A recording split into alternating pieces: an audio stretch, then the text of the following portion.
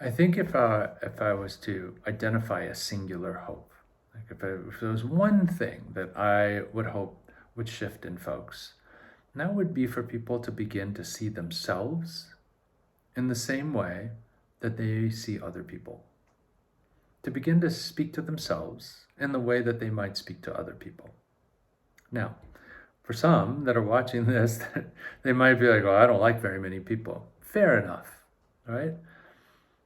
I often tell people that their work will be done when they can begin to see themselves in the way that I see them, which is not as some pile of things gone wrong, but a human being that is the accumulation of their genetics, the generational impacts, and what it has meant to be them their whole life.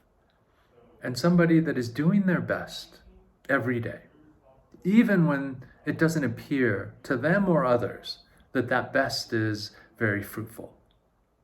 But nonetheless, remember early in my training, I was attending a conference, and there was a physician from USC, John Briere, who was talking about working with adolescents.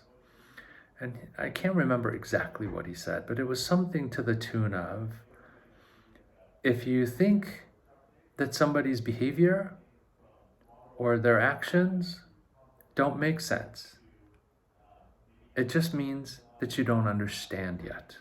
And you are projecting what you think you would do into their circumstance. We can do that to ourselves. When we don't have that doorway of curiosity, what happens is we begin to project social norms, criticism, diagnoses onto ourselves, as opposed to being curious around, why is it that I do this? Or why is it that I don't do that? If it's an expression of all that is right with me and not an expression of something wrong with me.